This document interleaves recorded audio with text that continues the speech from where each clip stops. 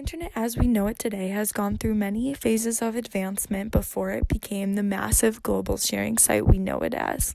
It's evolved from the NSF net, which linked several supercomputers around the US to allow scientists to collaborate, into e-commerce, which allowed the purchase of goods and services using secure connections and e-payments, and finally evolved into the Web 2.0 we know today, with a growing user base of over 4 billion people. Activists take advantage of the uncensored, wide-reaching prospects of the internet to garner support for their causes. Some successful activist groups that have used the internet to gain support are the Me Too movement, Make America Great Again, and Black Lives Matter.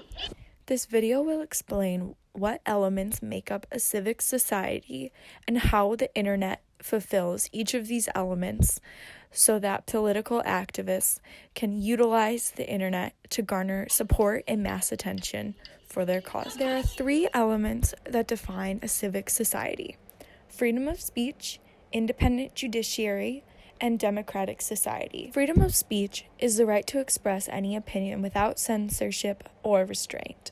This basic liberty has been upheld for all Americans, pertaining to all forms of speech, including text, newspapers, books, and academic journals, ever since the Founding Fathers signed the First Amendment. However, when the internet was born, the government was puzzled on how to regulate it. In 1996, Congress passed the Communications Decency Act, which allowed the government to forbid speech or expression on internet sites that was constituted indecent. However, in the 1997 court case, Reno v. ACLU, the Supreme Court ruled that the Communications Decency Act was an infringement on the First Amendment, and it was upheld from then on that the internet be a space for freedom of speech. This case made the web a space for freedom of expression and exchange of ideas that fostered a civic, collaborative society. Of course, these freedoms only apply to America, and internet across the world is not so pure from government interactions. However, due to the wide-ranging and massive platform the internet provides, activists still persevere over regulation. According to the 2009 Office of Naval Intelligence report on China,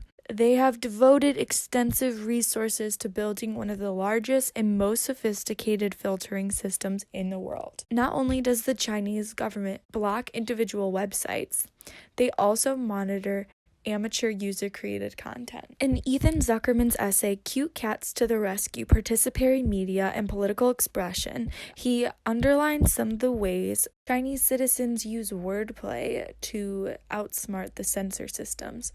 For example, upon realizing that the word censored was being flagged by the government, activists began using the safe word harmonized. The wide-reaching nature of the internet makes it a proponent for freedom of speech and thus satisfies the first element of a civic society.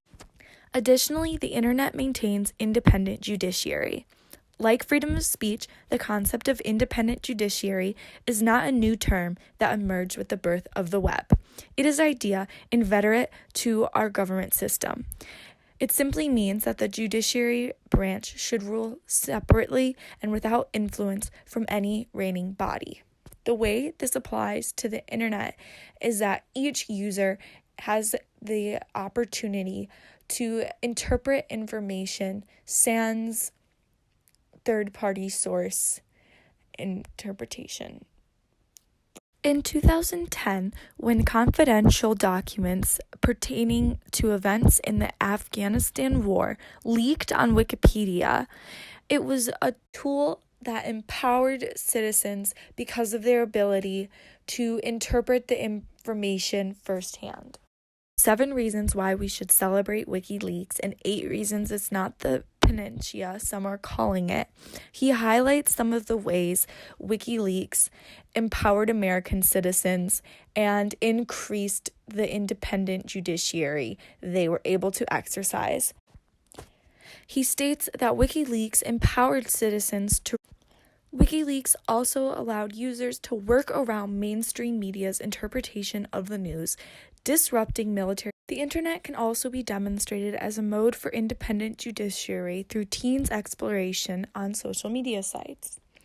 In The Benefits of Internet and Social Media, it is outlined how social networks encourage discovery and service young people to develop their interests, be introduced to new things and ideas, and deepen their appreciation of existing interest.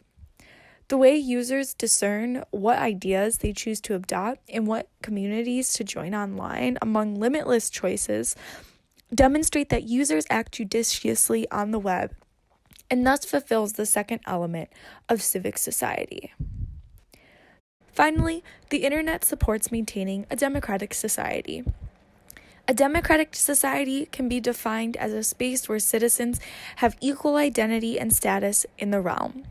This translates to the web by purporting equality of content and accessibility. Anyone who has access to Wi-Fi can be included on almost any public platform that their search provider opens them up to. In the case against Google, it is outlined that the internet was designed to work such that two people with a new idea can take on giants, and if their technology is good enough, grow into colossi themselves. This is proven when in the 1990s, the small, humble startup company, Google, overtook the giant of the time, Microsoft. The opportunity for any piece of content to reach any group of people has contributed to the success of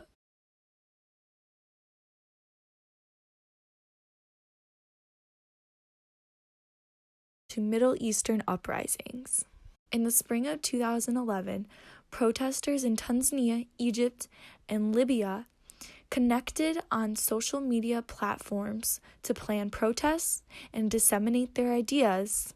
Because the internet incorporates freedom of speech, independent judiciary, and a democratic society, it purports a civic society and is a powerful platform for political activists.